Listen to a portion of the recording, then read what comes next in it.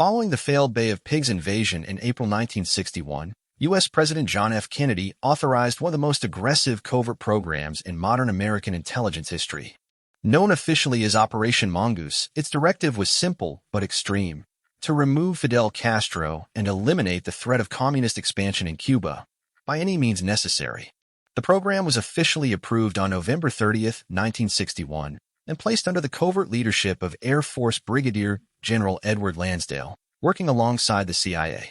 From the beginning, Operation Mongoose was not just a strategy, it was an obsession. The operation included over 30 separate CIA sub-projects, ranging from economic sabotage and psychological warfare to plans for triggering a national uprising. Between 1961 and 1963, at least 8 documented assassination attempts against Castro were either initiated or coordinated with direct CIA involvement. Internal documents later released by the U.S. Senate's Church Committee in 1975 confirmed these efforts. The program operated through a secretive governance cell inside the White House called a Special Group, Augmented, described by witnesses as relentlessly focused. Robert Kennedy attended most meetings and often pressed the CIA for results, allegedly asking, "We can't let Castro get away with this. What are we doing today to stop him?" These statements were later recorded in National Security Archive documentation. Among the earliest assassination concepts were biologically contaminated diving suits, lethal pills delivered via intermediary contacts, and one infamous proposal, an exploding cigar. CIA documents, released via the National Archives, confirm that the Technical Services Division even examined feasibility. While many ideas remained conceptual or were shelved due to practicality, others progressed dangerously close to execution. One figure would later stand out: CIA operative William "Rip" Robertson, a decorated paramilitary officer who had previously led operations in Guatemala and at the Bay of Pigs. Though his name appears in heavily redacted form, declassified CIA and Defense Department records connect Robertson to covert maritime missions intended to infiltrate Cuba and neutralize high-value targets. He became known internally as the man who might have ended it all. By early 1962, Operation Mongoose had mobilized over 400 CIA assets, including exiled Cuban operatives, psychological specialists, maritime raiders, and foreign intermediaries linked to organized crime. The intention was total disruption. The CIA believed that removing Castro would initiate regime collapse. But as plans advanced, oversight narrowed and risks multiplied. Unbeknownst to most inside Langley, events were already spiraling towards something far more dangerous, and one operative was preparing to take matters into his own hands. As 1962 dawned, the CIA shifted from disruption to execution. And in the shadows of Havana's coastline, one agent stepped forward, convinced he could end the mission with a single shot.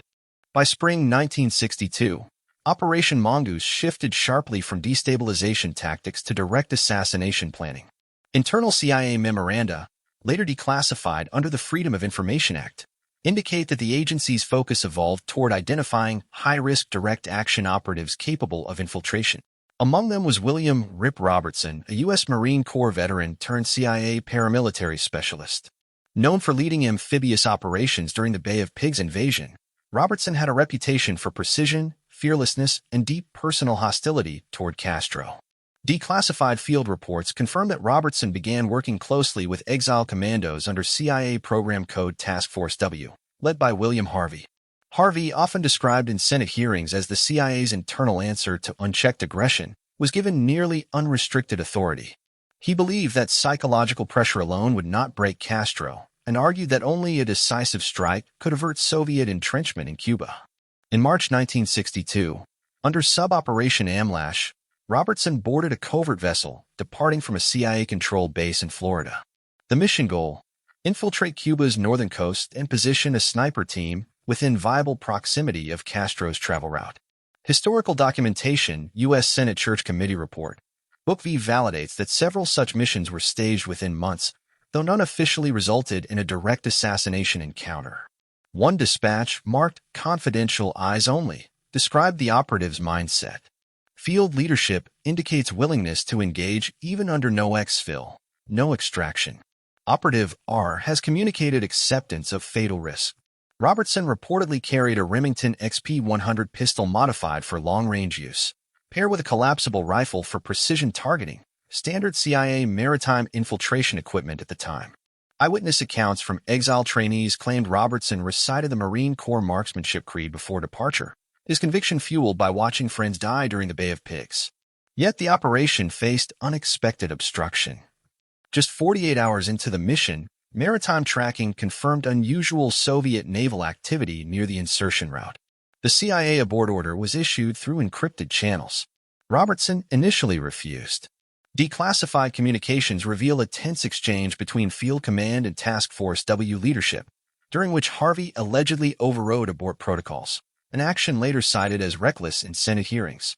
Weather conditions worsened, and the team narrowly retreated under heavy surveillance, abandoning sniper deployment. The opportunity closed, but the intent remained alive. Robertson returned to base visibly changed. According to internal medical logs later released, he remarked to a CIA physician, "It would have been one shot. History would be different." The operation was classified as mission incomplete, though not failed. Planning continued. By mid-1962, U.S. intelligence analysts began detecting unusual Soviet maritime shipments to Cuba. A series of secret U-2 reconnaissance flights, later declassified, confirmed construction of missile launch sites. With global stakes rising, the White House hardened its stance. According to National Security Archive records, during a high-level meeting on August 10, 1962, Attorney General Robert F. Kennedy delivered what CIA officials later referred to as the directive. His message was direct. "We must deal with Castro before the Russians fully move in." While publicly focused on diplomacy, behind closed doors, the U.S. accelerated covert measures. Declassified CIA cables show the order to intensify sabotage, psychological disruption, and targeted removal of leadership, specifically Fidel Castro. The escalation directive formalized plans that had remained theoretical. General Edward Lansdale, overseeing Mongoose, documented the urgency. "Every month we wait, Castro becomes more secure." His handwritten notes, now in the National Security Archive, concluded in bold letters. "We have 6 months at best." As the CIA prepared for direct action, William "Rip" Robertson re-emerged as a central figure. This time, planning centered on disrupting Castro during public appearances under revised sub-operations. Intelligence reported increased Soviet security around Cuban leadership, pushing the CIA toward considering attacks during transitions or from offshore. CIA officer William Harvey, operating with near-autonomous authority, proposed deploying small commando units armed with long-range rifles and limpet mines. Some internal reviews suggested the use of -9 Malawian Quachas explosive devices or capture teams coordinated through anti-Castro Cuban merchants in Havana. The escalation phase also saw cooperation with non-government actors. Mafia associates Sam Giancana and John Rosselli were engaged through CIA intermediaries, as confirmed by the Church Committee testimony in 1975. The plan involved poisoning Castro's food or beverage during visits to Havana nightclubs. While some attempts proceeded, all failed due to technical errors, delivery breakdowns, or fear of exposure. Robertson, frustrated by delays, wrote in a mission status log, since declassified, "Politics is shielding him. Frontline men are ready. Just give the word." But on October 14, 1962, a U-2 aircraft photographed Soviet medium-range ballistic missiles in Cuba. The tentative timeline vanished. Within 48 hours, the CIA's objective shifted from assassination timing to preventing nuclear escalation. The Cuban Missile Crisis began. Robertson's pending mission was frozen. The sniper who believed he could change history now found himself sidelined by the threat of mutual destruction. CIA operational focus moved from the shadows to war rooms. But while the world watched Kennedy and Khrushchev inside Langley, one file remained unlocked, marked immediate if opportunity. Robertson's assignment hadn't been canceled. It had been authorized if crisis talks failed. During the peak of the Cuban Missile Crisis, the most dangerous confrontation of the Cold War, the CIA activated a short list of contingency plans, including assassination authorization if negotiations broke down. Declassified memos and the Church Committee report confirmed that within Operation Mongoose, sniper strike options against Fidel Castro were held in readiness status. On October 26, 1962, with President Kennedy and Soviet Premier Nikita Khrushchev exchanging tense communications, Robertson and a small operational team quietly positioned themselves offshore. Surveillance logs confirmed that a 5-man covert unit operated under temporary authorization to enter Cuban territory if given the signal. A declassified CIA action document labeled Operational Contingency, Execute at Presidential Non-Response, indicated a two-part directive. If Soviet military ships broke the quarantine blockade, initiate strike on strategic targets. If diplomatic efforts collapsed, activate leadership target elimination.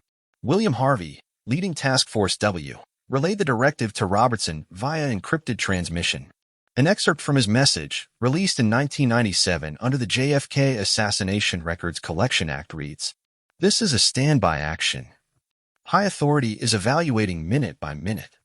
If the balloon goes up, take the shot." Robertson reportedly acknowledged, responding with a single coded word, able, meaning mission ready. Meanwhile, Soviet vessels approached the U.S. naval quarantine line. U.S. military forces were at DEFCON 2, the highest alert ever recorded before or since. Inside the Situation Room, officials considered last resort measures.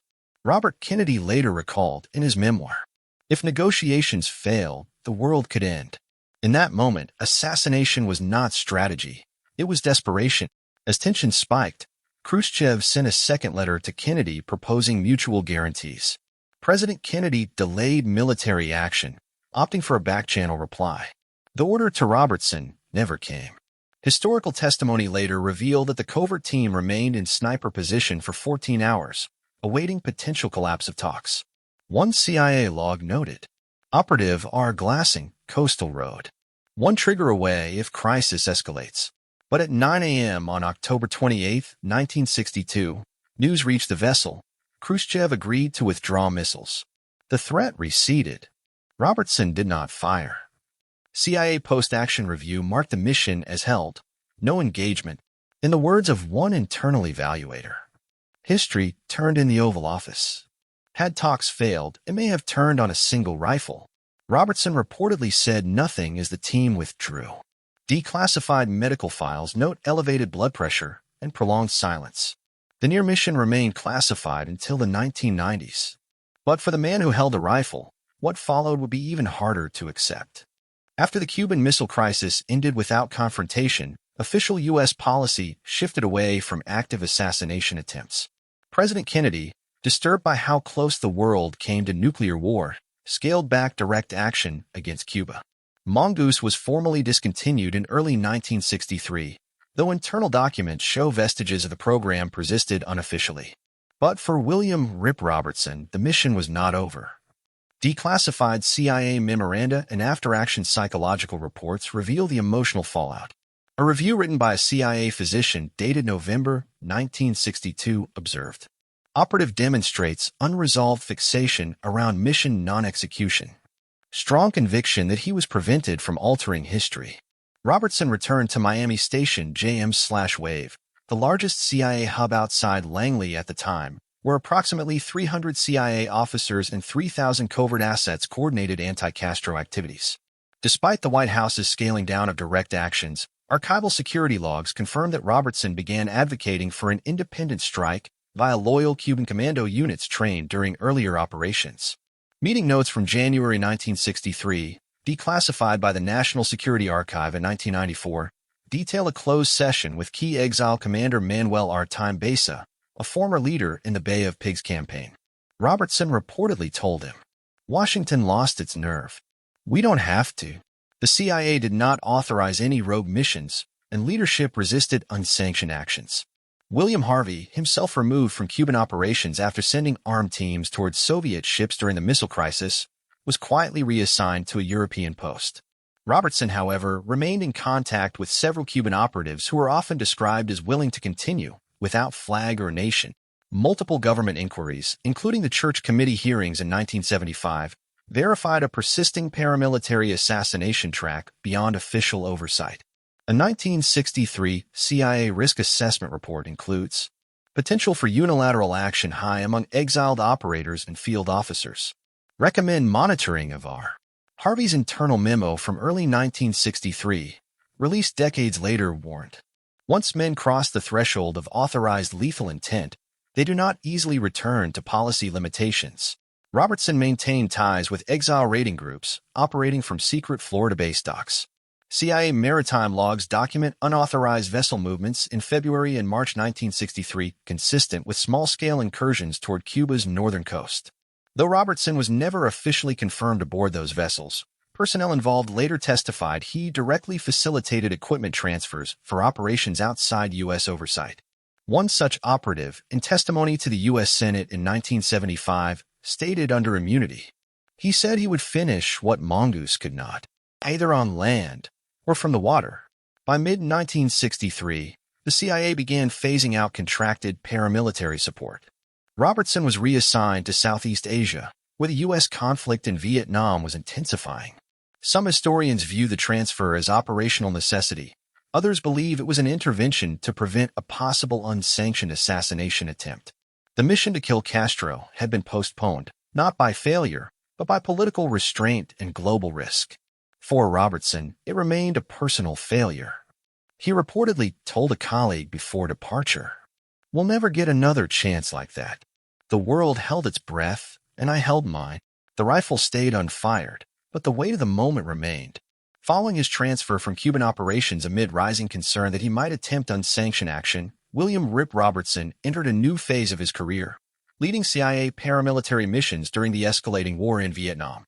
But despite his change of arena, declassified performance assessments and internal interviews reveal that his fixation with a single moment, the night of October 26, 1962, on board that covert vessel, would shape the rest of his years in service. Robertson arrived in Saigon in May 1963, assigned to covert operations supporting indigenous anti-communist units. His effectiveness was unquestionable. He received multiple commendations for deep insertion operations. Yet private correspondence between CIA division leaders, released under the JFK Collection Act, reported emerging nostalgia for Cuba operations and repeated references to Mongoose's unfinished business.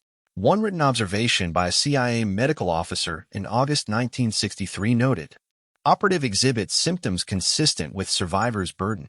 Recurrent statement, "History hesitated. We stepped back." Even as he adapted to Vietnam's increasingly intense conflict, Robertson maintained discreet contact with several Cuban exile operatives left inactive after Mongoose. In late December 1963, a CIA internal incident report documented unauthorized equipment signouts from a Florida maritime storeroom. The description of the individual matched Robertson's height, build, and service credentials, though confirmation was never made. A Cuban exile later testified. He said if a quiet window opened, we still had people willing. He believed one precise shot would save thousands of future lives.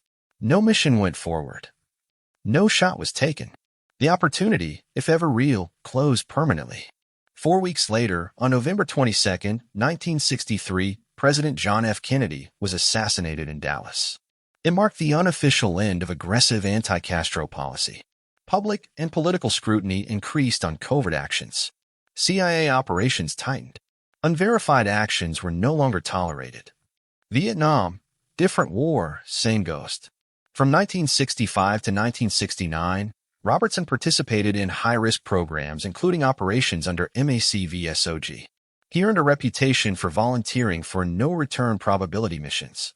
Though brilliant in execution, he exhibited what one colleague described as a man looking for balance or erasure.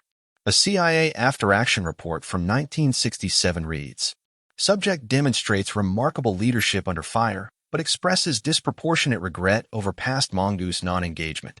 Fixation remains centered on missed shot against authoritarian threat. During this period, attempts on Castro's life technically continued through other channels, though the last officially acknowledged CIA assassination plot was recorded in 1965. Robertson had no direct involvement by that stage. Fate or timing had removed him from that theater. But according to accounts from at least 3 Cuban exile operatives, documented in posthumous oral history files, Robertson made one final inquiry in late 1969, shortly before accepting voluntary departure from field operations. "Is the old inlet still accessible?" The reply was silence. The final interview, what he said, and what he didn't. On October 1, 1970, Robertson attended an internal debriefing in Miami, marking his transition from active service to advisory reserve.